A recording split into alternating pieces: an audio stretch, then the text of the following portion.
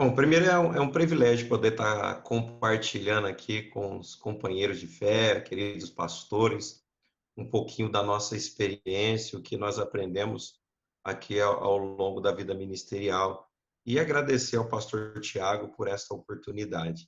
Fico muito feliz em poder compartilhar com homens tão preciosos para Deus o que Deus tem feito aqui um pouquinho na cidade de Lins. Queridos, eu quero falar de um assunto que eu acredito que é de total importância para os dias que estamos vivendo hoje. Às vezes nós estamos tão preocupados, e é necessário estar preocupado com a saúde emocional do líder, conversar, se conectar a pessoas, tudo isso é extremamente importante. Mas eu acredito que o crescimento quantitativo e qualitativo da igreja é um assunto que tem que ser tratado para que a igreja ela cresça com saúde, que é o crescimento qualitativo. E eu acredito que esse assunto, sendo colocado no coração do pastor, o pastor vai ver a membresia crescendo, a igreja que Deus colocou para ele pastorear crescendo de uma forma linda e ele atingindo o que Deus preparou para ele atingir dentro da sua realidade, tá ok? Bom, a nossa igreja aqui, ela, na cidade de Lins, que tem 75 mil habitantes, ela só tem 13 aninhos. É uma igreja que está aí crescendo ainda. 13 aninhos, está começando. Mas nesses 13 anos, nós contemplamos Deus agir de uma forma extraordinária. Minha primeira membra foi a minha sogra, olha aí, gente. E quase ela morreu no primeiro culto ainda, que era na arinha da minha casa. Cheia de restrições, cheia de batalhas, cheia de lutas. Mas, enfim, a igreja ela nasceu no Marinha, com uma membra só, minha sogra, e hoje, para a glória de Deus, nós já estamos aproximadamente com 4 mil membros. Uma realidade dessa, numa cidade de 75 mil habitantes, muitas provas, muitas lutas, muitas dificuldades, muitas barreiras e paradigmas a serem quebrados, rompidos. E eu gosto de dizer que sem ele ser lâmpada para os nossos pés e luz para o nosso caminho, não conseguiremos chegar aonde ele quer que a gente chegue. E eu quero compartilhar contigo quais foram os passos que eu tive que dar para poder vivenciar esse crescimento quantitativo e qualitativo. E olha, preste bem atenção, que eu creio que isso vai enriquecer demais a sua vida. Eu quero basear isso em Atos, capítulo 2, versículo 41, que diz assim: de sorte que foram batizados os que de bom grado receberam a palavra. E naquele dia agregaram-se quase 3 mil almas. Imagina você, uma igreja de 120 membros, e de repente dá um salto para 3 mil pessoas. Verdadeiramente foi um crescimento exponencial. Tudo mil maravilhas. Os irmãos estavam felizes, compartilhavam tudo, vendiam as suas propriedades e repartiam entre si. Havia uma alegria naquela igreja. Olhando friamente, parecia que estava tudo a mil maravilhas. Mas se nós formos olhar dentro desse contexto, nós vamos reparar que, com esse crescimento, houve sérios problemas, várias dificuldades aconteceram na igreja primitiva, diante de um crescimento tão exponencial, rápido, né? De 120 para 3 mil. Imagina só, querido pastor, as irmãs reclamando, porque em Atos capítulo 6, versículo 1, a Bíblia diz que havia murmuração entre os irmãos. Imagina tanta reclamação, murmuração no meio de 3 mil pessoas. Um reclamando, olha, o Pedro não dá atenção, o Pedro não olha para nós, olha, o Tiago, meu Deus, eu não aguento, o João, toda vez que a gente quer falar com ele, não consegue. A Bíblia diz ainda que havia um desprezo no ministério cotidiano deles, quer dizer, todo dia aparecia uma situação nova.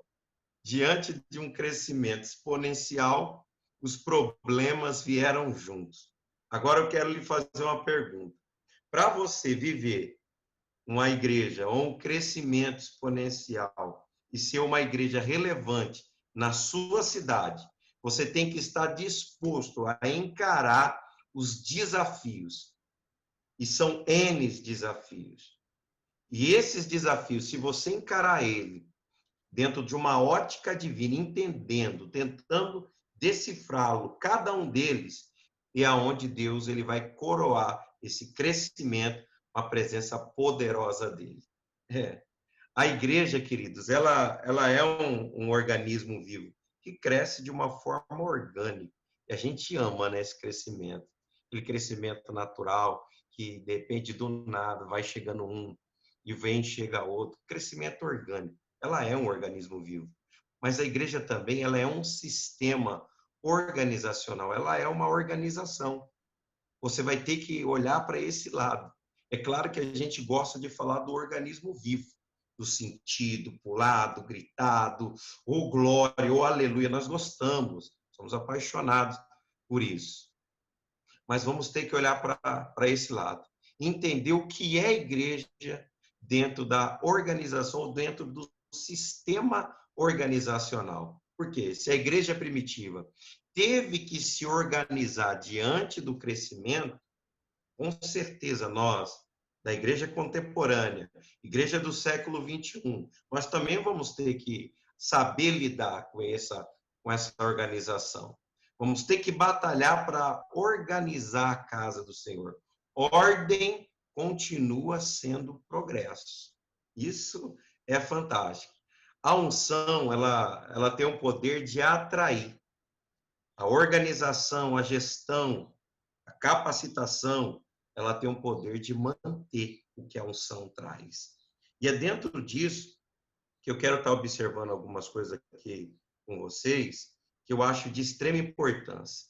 Estamos passo a passo, gradativamente, saindo dessa pandemia e iniciando nossos cultos presenciais. Eu acredito que, se não for todos, uma grande maioria aqui já iniciou seus cultos presenciais. Claro, a gente evoluiu. Quem nós éramos, não seremos jamais. Acabou. A maneira que pastorearmos não existe mais. Mas estamos voltando, gradativamente. Voltando, dando os passos necessários, atualizamos as plataformas digitais, graças a Deus, está cheia de pastores, mas eu quero que você observe o quê? Para se organizar, você vai ter que observar as pessoas que estão voltando, a demanda.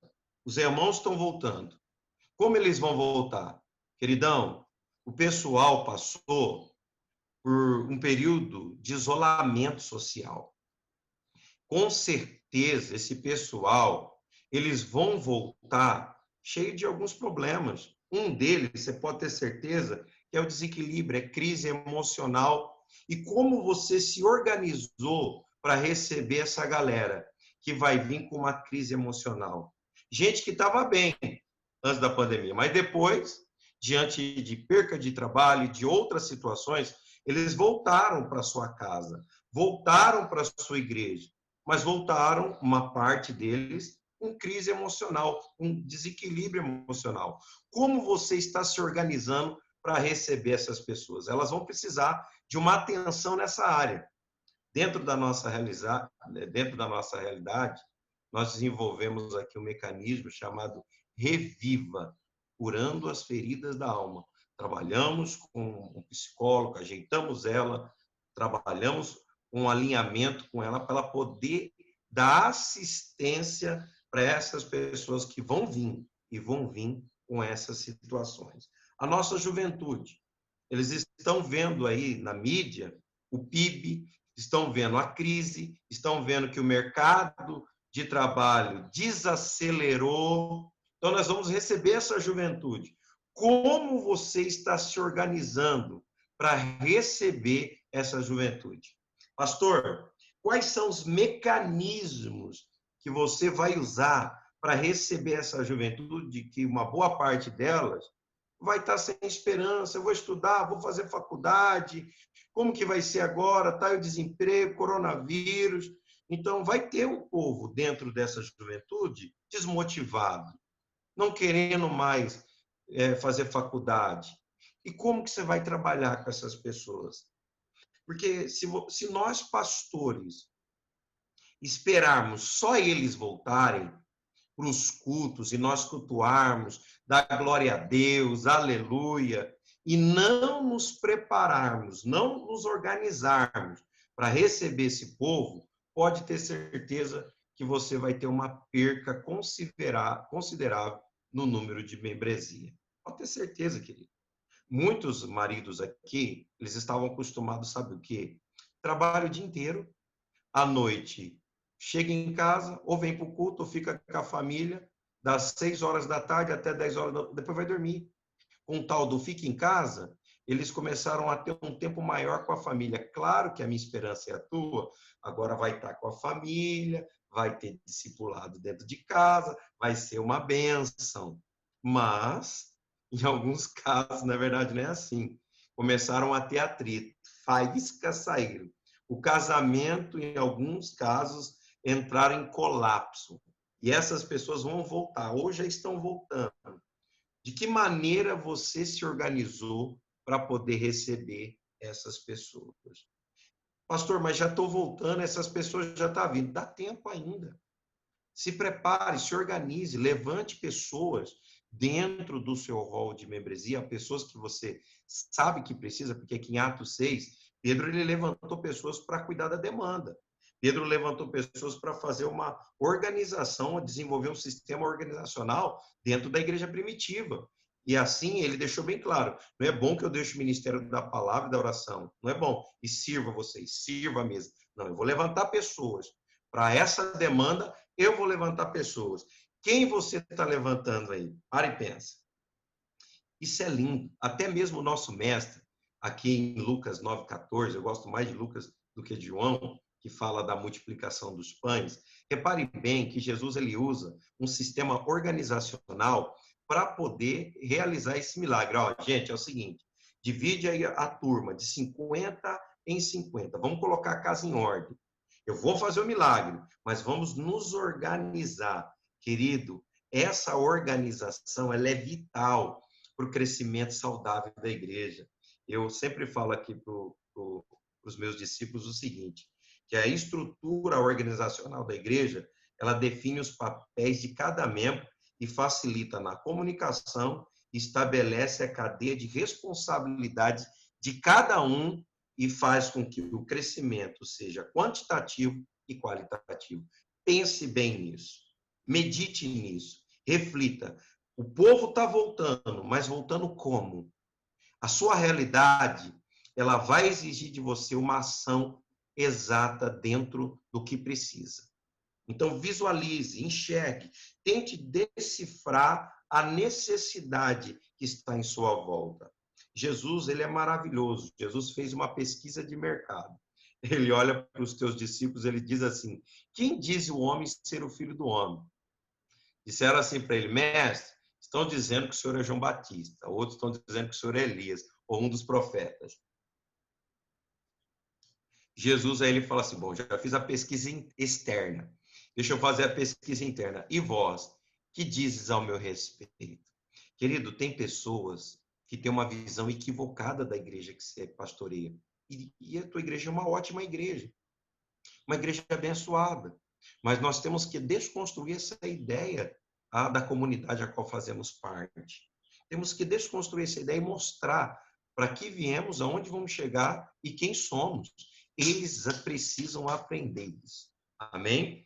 Outro ponto que eu acho importante para essa retomada de crescimento qualitativo e quantitativo é que nós temos que entender, olha, e isso é bem importante, amém? Eu até anotei aqui, que esse tempo que estamos vivendo, ele é único. Os livros de história vão falar desse tempo. A economia nunca mais será a mesma. Pode ter certeza, o sistema público de saúde vai sofrer uma evolução, pelo menos é o que a gente espera. Quais são as conexões que você tem feito nesse tempo? O pastor Tiago aqui tem sido um canal de bênção para nós, pastores, fazermos conexões. E existem 3 tipos de conexão que você precisa fazer Porque, querido, nós somos eternos aprendizes. Temos que aprender, temos que visualizar, entender o que está acontecendo. John Stott diz: crer é pensar. Então, quais são as suas conexões? Existem três tipos de conexão. Primeiro nível de conexão, você vai ter que fazer conexão com aqueles que querem viver o que você está vivendo. Essa é chamada de conexão de ajuda. Você ajudar outros companheiros. É a conexão que o Tiago está fazendo conosco, com muitos aqui. Conexão de ajuda. Outro nível de conexão que você precisa ter é conexão com aqueles que já estão vivendo aquilo que você está vivendo. Sabe por quê? Porque esse tipo de conexão é aonde, querido, nós vamos debater ideias, é onde nós vamos trocar informações, é aonde nós vamos confrontar e ser confrontados. Essa conexão é a conexão de confronto, porque quem está no mesmo nível que você, ele vai falar o que você precisa ouvir, não o que você quer ouvir. Agora, os subordinados, aqueles que são ovelhas, se você só tem conexão com as suas ovelhas, você está com um problema sério. Alguns estudiosos dizem que isso é sociopatia, né? Mas eu creio que você não está com isso, não. Então, é esse nível de conexão, conexão de confronto com aqueles que estão vivendo o que você está vivendo. E um nível mais alto de conexão que nós precisamos fazer nesse tempo para crescermos quantitativamente, qualitativamente, é conexão de mentoria. São aquelas pessoas que estão vivendo aquilo que um dia nós almejamos viver. Essas pessoas já trilharam caminhos que eu e você vai ter que trilhar. Essas pessoas aprenderam apanhando e nós vamos aprender com os erros delas, que a gente é sábio, né? A gente aprende com o erro alheio e não aprende tomando tapa na cara. Então, queridão, essa conexão é de mentoria e essa conexão não é fácil. Ela exige um preço a ser pago, tá? Mas você precisa fazer esse nível de conexão. Como o tempo é reduzido, estou indo bem rapidinho aqui para nós não excedermos o tempo, que hoje é um pouquinho mais curto, tá ok? Então, aprenda a fazer esse nível de conexão. Outro ponto que me ajudou bastante a crescer, e eu não digo crescer só numericamente, porque também não temos aquela loucura de crescer todo preço e ter gente, não. Se você chegar aqui na igreja e perguntar o lema da igreja, eles vão, num estralo, dizer: não queremos uma igreja cheia, mas uma cidade transformada. Agora, entenda isso, você vai ter que aceitar os desafios, porque pode ter certeza, é desafiador ampliar a visão. Aceite o desafio de ampliar a tua visão, de olhar fora das quatro paredes, de olhar só dentro da congregação. Paredes são limitadoras de sonho. Olhe para a sua cidade. Enxergue a realidade espiritual da sua cidade. Eu quero profetizar na sua vida. Você, pastor, bate a mão no peito aí, diga: eu sou a resposta de Deus para minha cidade. Agora diga melhor: eu sou a resposta de Deus para Lins. Diga o nome da tua cidade. Vai, lança essa sentença no mundo espiritual, meu querido. Deus, ele quer isso de você. Tenha uma visão muito além das quatro paredes. Querido, qual é a realidade econômica da sua cidade? Qual é a realidade social da sua cidade? Quais são os problemas? Quais são as pessoas que estão em vulnerabilidade social da tua cidade? Você é a resposta de Deus para a cidade. Isso é tão lindo, tão grande, que uma igreja ela tem condições de mudar a situação econômica de uma cidade. O pastor Tiago viu isso, muitos pastores aqui sabem disso. Isso é uma realidade. Agora, você vai ter que aceitar os desafios que a sua cidade apresenta. Mas antes disso, discirna qual é a realidade espiritual da sua cidade. Qual é o principado que mais atua aí na sua cidade? Na nossa cidade era um principado sexual. havia muita coisa aqui da área sexual, não preciso nem falar. Você pesquisar link, e nós entramos para combater esse principado, destronamos ele em oração, em unidade sacerdotal, com demais líderes, oramos, destronamos esse principado e fomos observar a necessidade da nossa cidade. Uma das grandes necessidades da nossa cidade, que eu via que a cidade tinha problema, é com moradores de rua. Desenvolvemos um projeto, um mecanismo para sanar esse problema. E hoje, para a glória de Deus, já resolvemos 40% do problema de moradores de rua aqui na cidade de Lins. A igreja precisava de um lugar para fazer face a face, acampamento, retiros, e a cidade precisava de uma área para crianças em situações de vulnerabilidade social também. O que nós fizemos? Oramos a Deus, pedimos o espaço para Deus.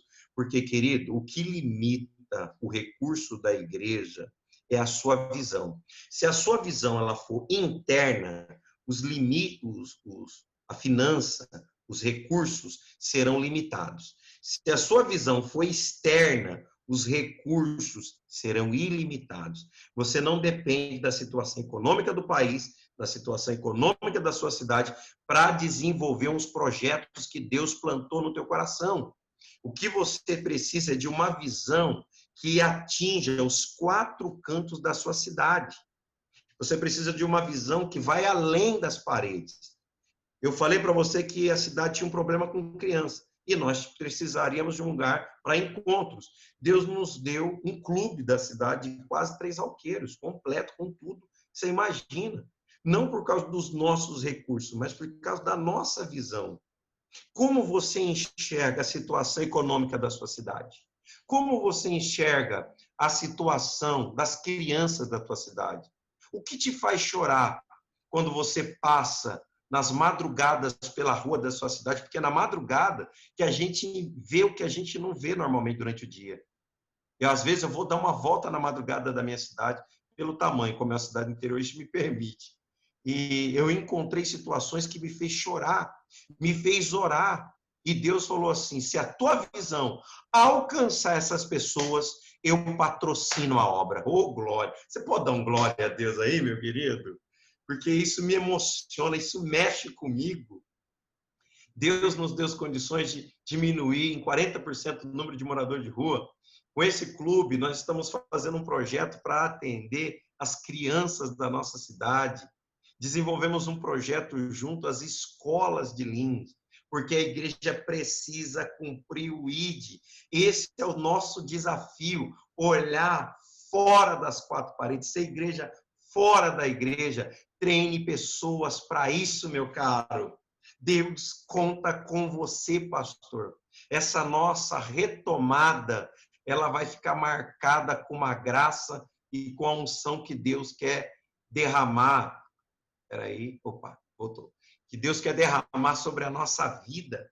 Ei, é com você que Deus conta.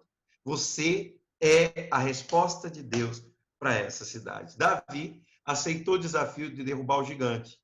Você viu o que aconteceu, né? 1 Samuel 17, 25. Riqueza, filha do rei, família isenta de imposto e só bênção.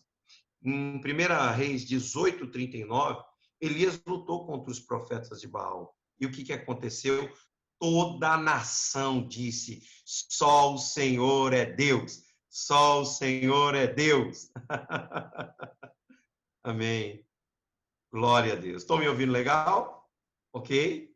Gente, essa cidade vai dizer que só o Senhor é Deus por causa de você que está lá. Deus te colocou ali, querido, de uma forma estratégica. Querido, os recursos do céu são ilimitados. O que nós precisamos, é ampliar a nossa visão para que isso aconteça. Amém? Agora, eu entendi outro ponto importante, que sozinho a gente vai mais rápido, mas acompanhado, nós vamos o quê? Mais longe. É isso aí. Myles Munroe, ele diz assim, sucesso só é sucesso quando existe sucessor. Não é isso? Então, deixa eu te perguntar, quem você está treinando? Quem são aí seus talmidins? Cadê a pessoa que você está treinando? Fala aí para mim. Quem está treinando alguém?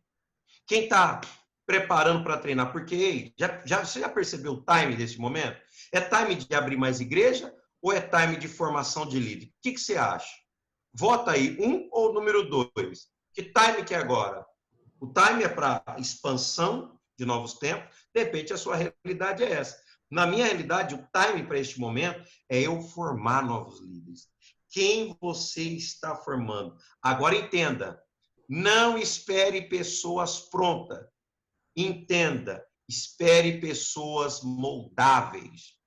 Eu orava a Deus dizendo assim no início da obra: Deus, me dá, gente, aqui a tua palavra diz que se eu orar ao Senhor da Seara, ele envia ceifeiro. E eu orando a Deus, isso, eu e minha esposa, só eu e ela no banco da igreja. Imagina, meu cara, você já passou por isso. Oh, meu Deus, a hora está avançando aqui. E enquanto eu estava orando, sentou um bêbado.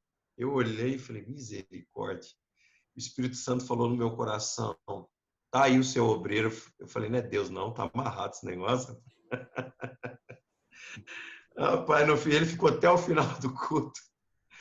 E no final do culto, o abençoado do rapaz que estava bêbado falou assim, ó, eu quero ser porteiro aqui nessa igreja.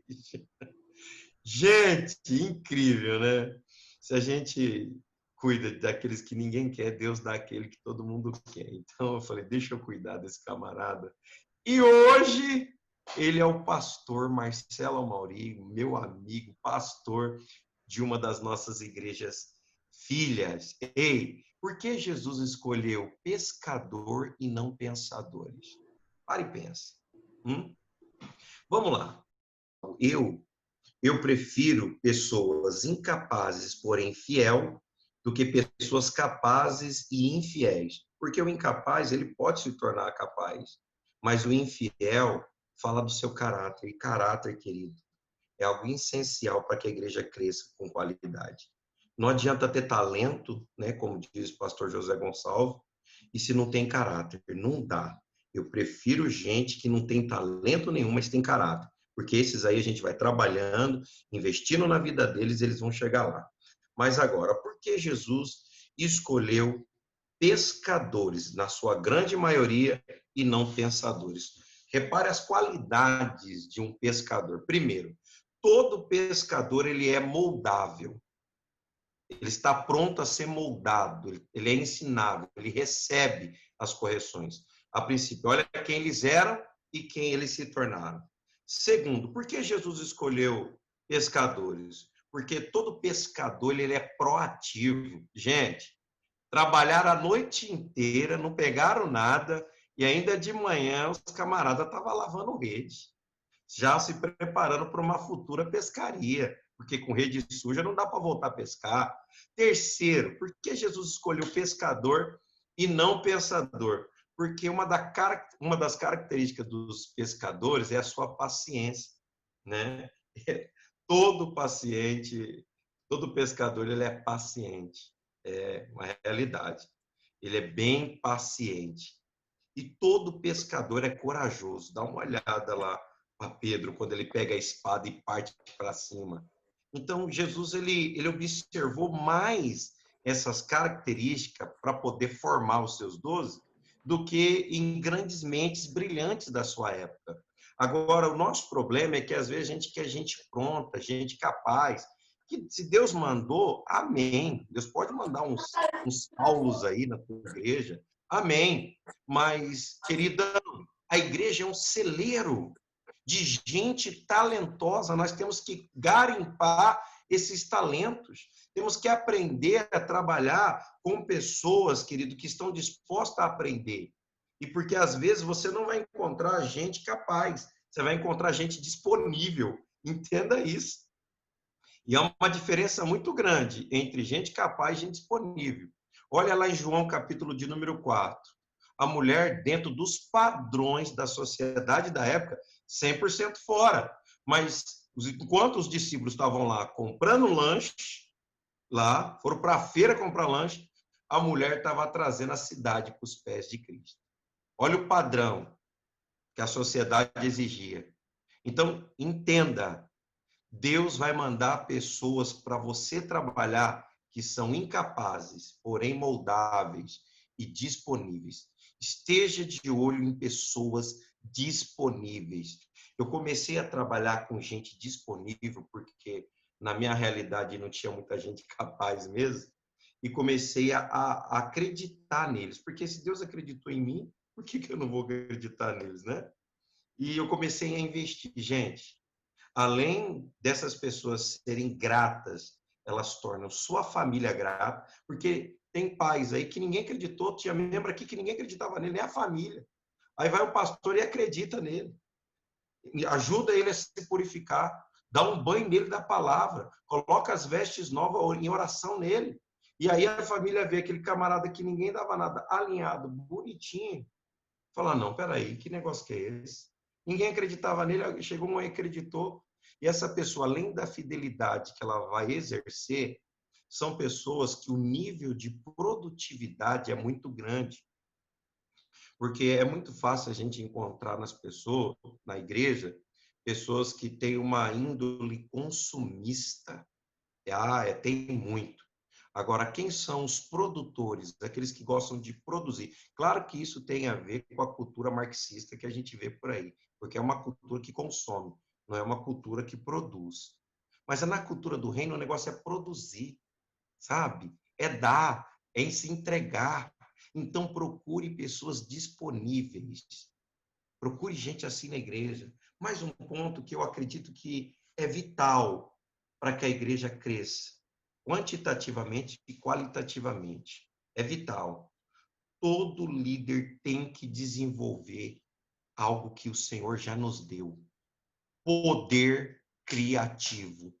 E olha, pastor Tiago, isso me deixa louco, porque eu vejo lá os grandes nomes no mundo do empreendedorismo, os caras desenvolvendo coisas. Olha, meu irmão, o Uber, que ideia fenomenal, porque não foi um crente que teve aquela ideia, você entendeu?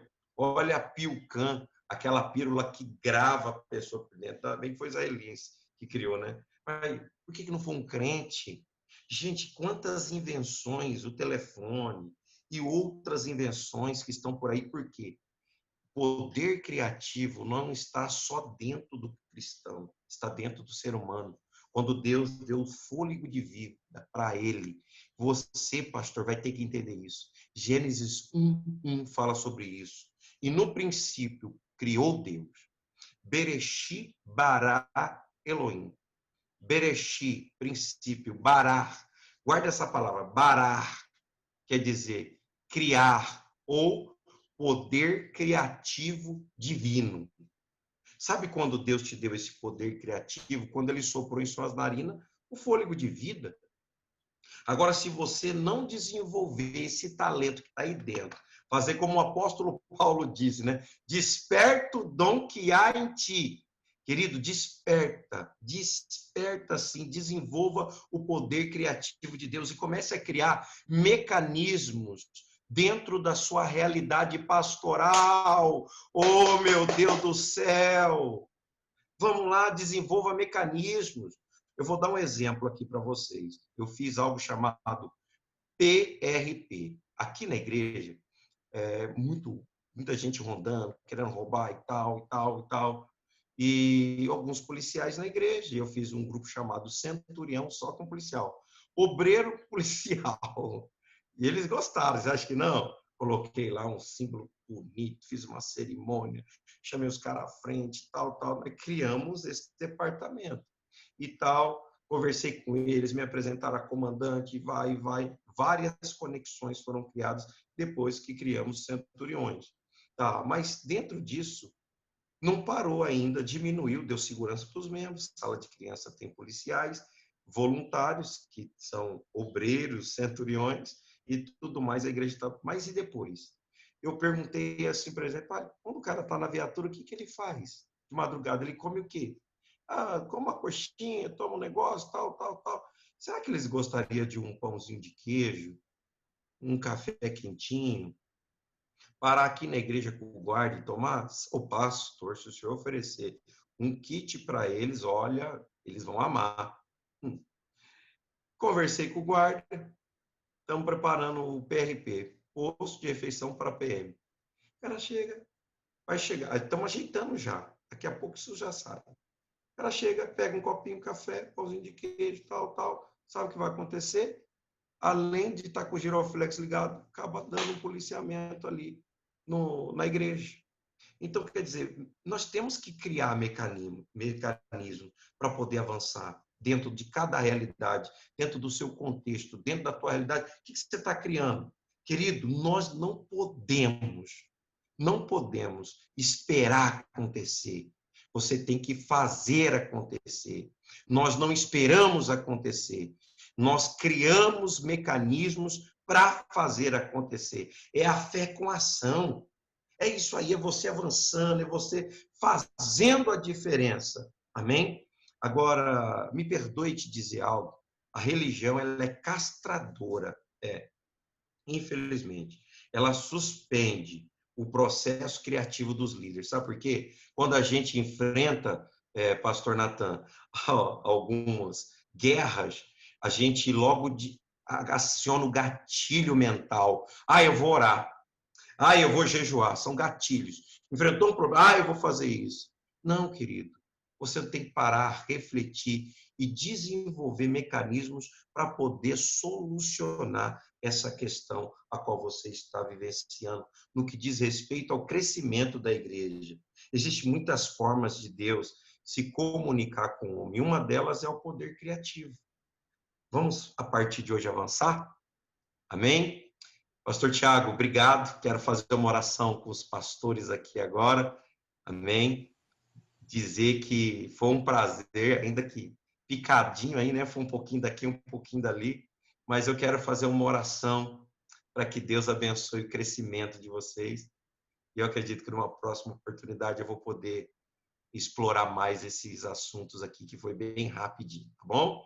Senhor, abençoe teus filhos, guarde eles, abençoe a vida deles, derrame sobre eles chuvas de bênção, Pai, em nome de Cristo Jesus. Amém e amém. Beijão para todos.